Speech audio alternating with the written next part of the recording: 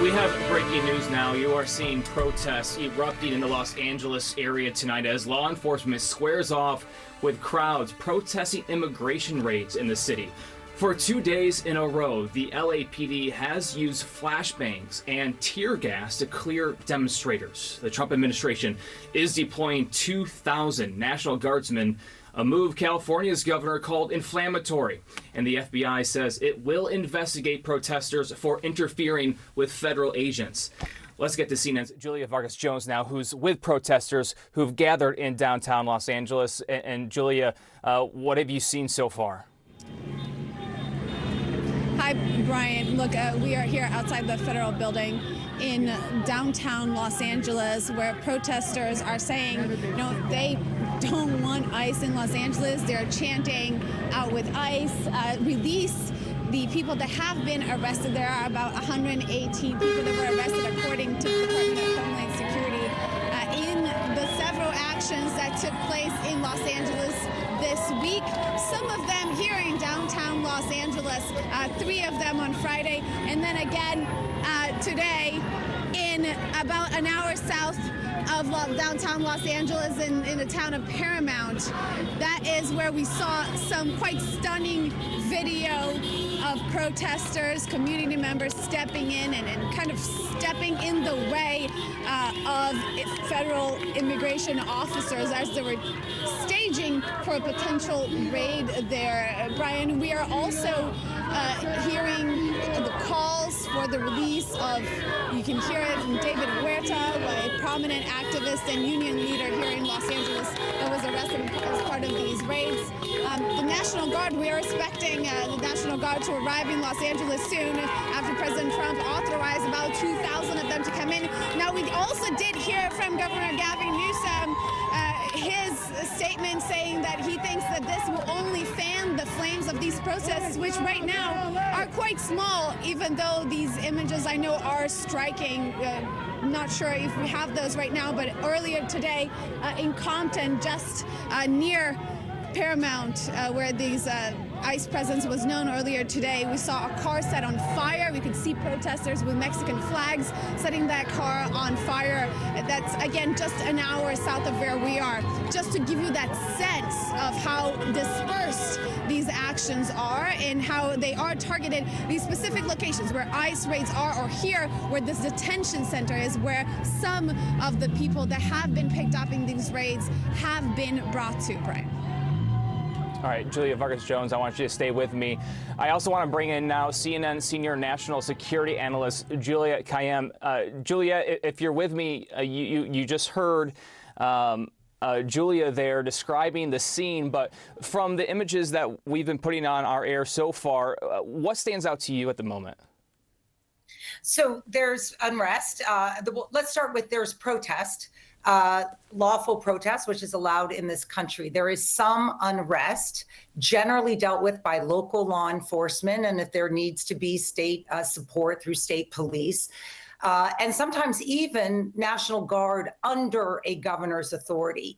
What is happening tonight is unprecedented in a variety of ways. Generally, when the National Guard is federalized to be deployed into a state, so understanding that it's called Title 10 federalization, and it means that the National Guard goes from reporting to the governor to reporting to the President of the United States. Generally, historically, when that's done, there's only 2 instances. One is when a state is overwhelmed. And so think Hurricane Katrina. I just looked up the numbers. In Hurricane Katrina, about 7,000 National Guard were federalized. So under just the comparison to 2,000 for a couple of hundred protesters, you can just get a sense of the sort of reaction that the Trump White House is having.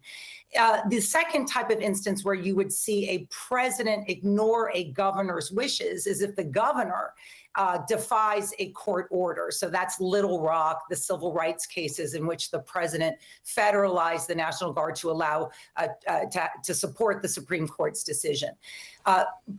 modern history hasn't seen something like this. And I think that's why Gavin Newsom, and certainly our reporting from Josh Campbell regarding the concerns even in local law enforcement, is now there's this federal overlay that is hostile to the sort of the way it generally works. And there's no training.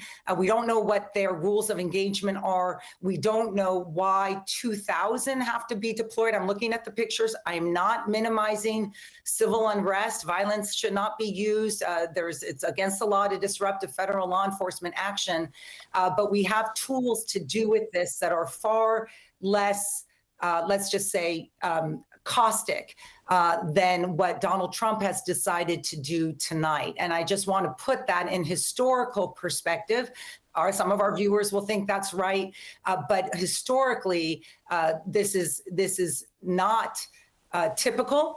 And the numbers, when you just compare this to Hurricane Katrina, those of us who remember Hurricane Katrina, entire city and court system underwater, you get a sense of why Governor Newsom and local law enforcement are very concerned about what's about to happen. I know California leaders had said that this will only inflame the situation. When you think of the historic nature of this, that this hasn't happened where there's been that transfer of power to the president from a governor since Katrina, is there any oversight for that situation in the aftermath to be able to look and say, was this done above bar, or was this legal? What's the situation there? Well, one historical precedent is the LA riots. That was actually cooperative as well. And the after actions that I know very well, this is my space, this intersection between military, homeland, civilian, is that it was there, but for the grace of God was there not friendly fire. Because, look, our federalized troops are trained to do something, and that something is the use of force. They are not trained to de-escalate a political situation, civil unrest. The language that's being used by the White House, I'm from LA, I'm looking at people running errands. Like, this is not a city that is not able to function. And so the Trump White House has now lowered the bar. And so in terms of operational planning, we don't know how they will be deployed, what the rules of engagement are. Are they working, or are they in conflict with the Los Angeles Police Department? This is a sophisticated department, quite large, and 2,000 troops. Again, is a lot. This is a significant number of federalized troops. Again, that number of federalized National Guard during Hurricane Katrina, a city that had lost 2,000 people, that could not function. Its courts weren't open. Its prisons weren't open. Its police force was not functional. You only saw the federalization of about 7,000 troops of the National Guard. So this is, and that was at the request of the governor. This is in defiance of a governor's request. So I do think there is a high likelihood that this will incite a conflict. But my equal concern is without a sort of standard a process by which these 2,000 are deployed, rules of engagement, who are they working with, what's their mission? This is a bunch of protesters, but we know how to deal with that. In civilian society. So without editorializing, I just want to give the comparisons. This is unprecedented. The numbers are large. The threat does not seem to be one in which the state has fallen apart, the city has fallen apart.